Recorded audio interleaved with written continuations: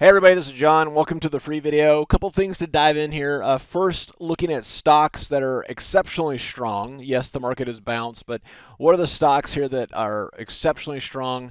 One of them here, WDay. You can see that it's close to new all-time highs here. All right, so in this kind of a market, that's what I like to see, where it's like, okay, when the market crashed, on December 24th, the stock was down at 142. It held its 89 EMA, and now we're kind of forming a cup and handle. I would love to see if we could get some kind of a squeeze here. You know, looking at the smaller time frames, you can see we have a 30-minute squeeze, and that's pretty legit. So that may be something we kind of take a look at. And for the Qs, of course, what we've seen is a pretty fantastic rally off of the December lows. We've pretty much eradicated that entire move down. Just keep in mind, of course, right now, the biggest thing I'm seeing in this market is that there's so many people that just assume that the market's going to roll over and die. So bearish fever is alive and well, and that needs to be toned down just a little bit. All right, when there's too many people on one side of this market, or too many people that quote unquote know what the market is going to do next, the market typically does just the opposite. So I actually wouldn't be surprised to see this market continue moving higher. Everybody I've talked to is like, I'm shorting this pig, I'm shorting this pig. Well, in the meantime, here we are kind of coming back up to the 55. Do I think that this market is bottomed and we go straight up from here? Of course not.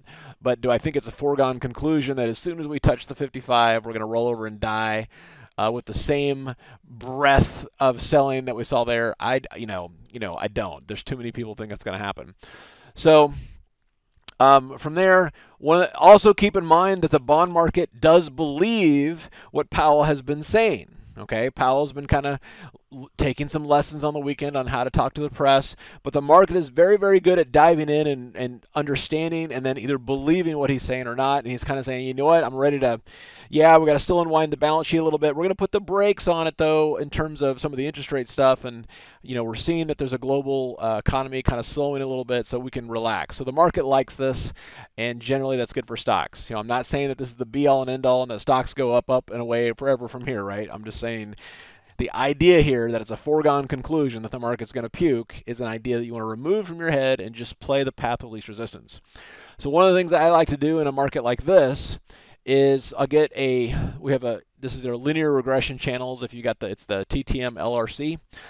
So whether it's Amazon or, you know, really on something like this too, something like the spiders kind of gives you a better sense, or just the S&P 500. But what will happen here is when you put this on and just do a look back period of about 60 bars on an intraday chart, like an hourly chart, like a 78-minute chart, then basically what's going to happen is it's going to spend most of its time, you know, at the midpoint and the 1 and 2 standard deviation levels. Okay. Now, at some point when the trend changes, these will start pointing lower. Great. Then you can focus on the short side. But right now, there is no reason to fight this. Okay. So the next thing we want to kind of keep in mind is that at some point we will get timing for a high. Okay.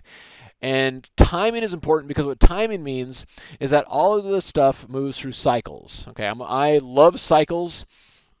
Although what happens is most cycles are useless because they give you this window of like weeks to months where a market will reverse, and what you need if you're a swing trader, you need that to be days, or if you're a day trader, you need that to be hours, okay? And that kind of stuff's very important. So we can take a look at a few things around that.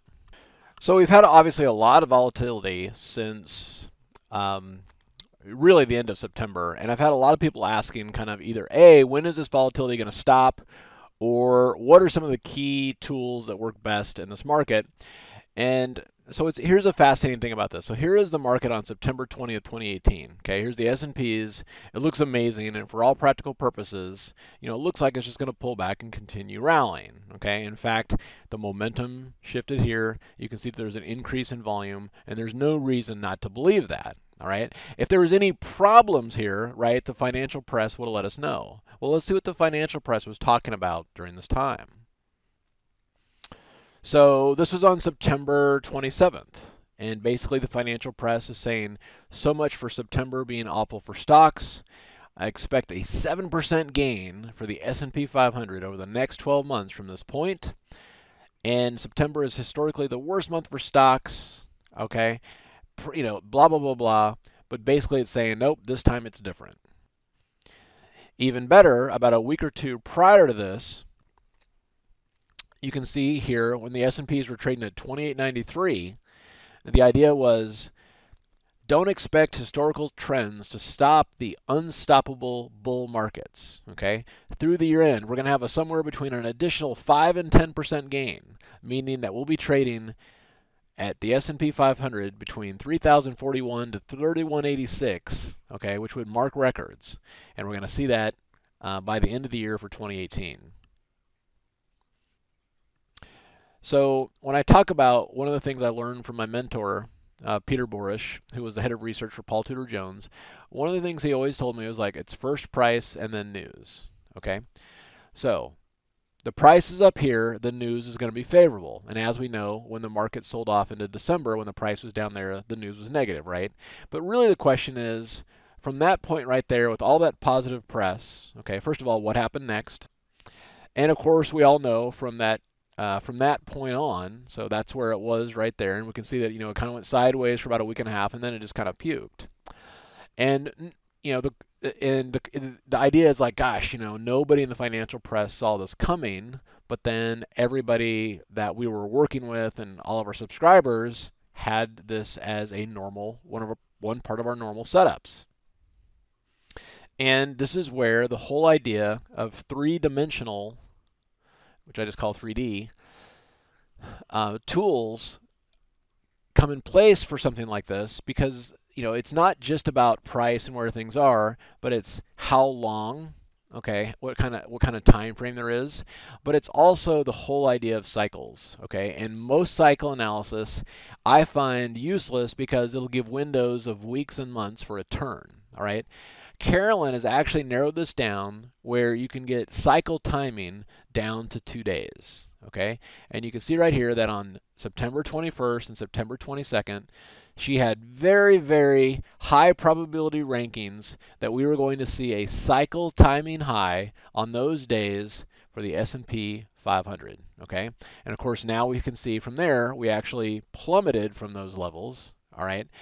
But for anybody that was just using regular indicators and regular moving averages and things like that, they had no idea, unless you're using a very specific tool that can project the exact time range within about 48 hours when a trend is going to end. Okay, and not just like a 5-minute trend, but a major trend is going to end.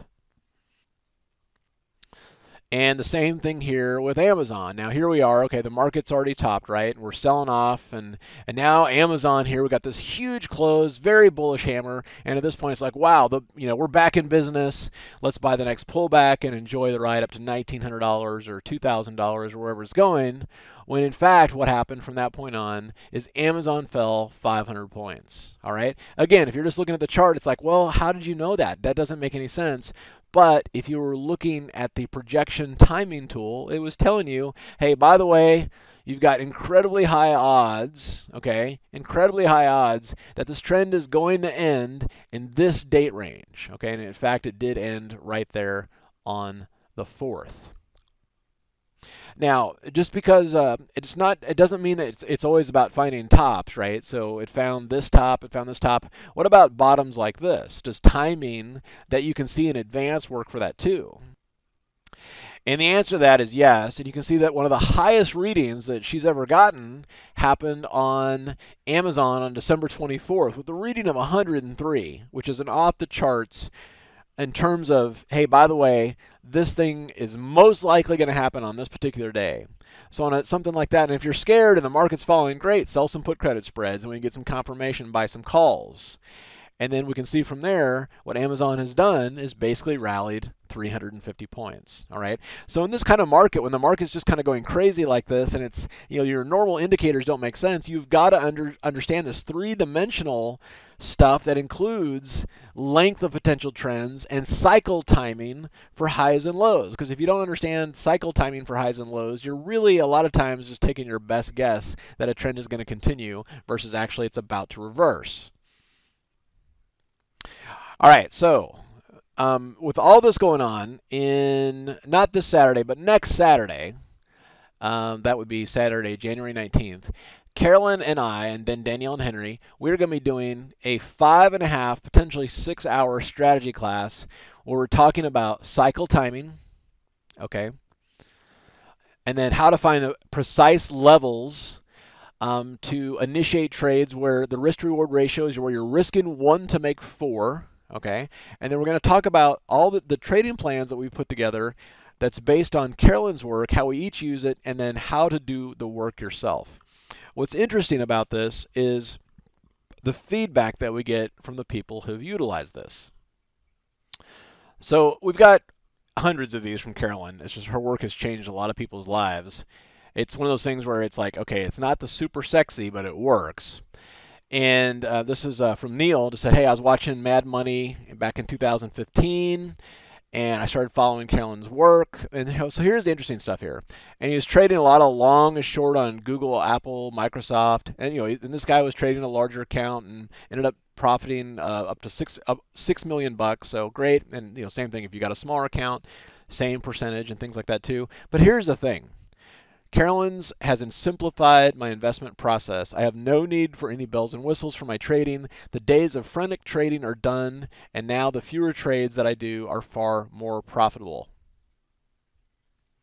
So anyway, I'm super excited to be doing this with Carolyn. We're going to be doing, again, I call it the 3-dimensional trading where, yeah, you're looking at some indicators, but that's just a reflection of price. But we're also going to be looking at symmetrical moves. We're going to be looking at multiple time frame analysis using Fibonacci, and most importantly, timing. All right.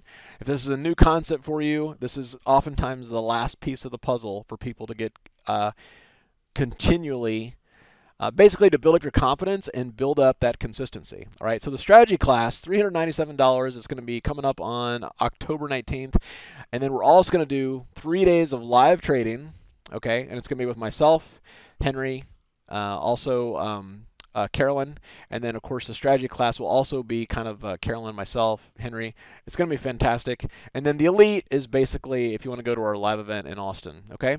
So simplertrading.com/mastery. That'll bring you to this sales page that identifies the classes. You can give us a call.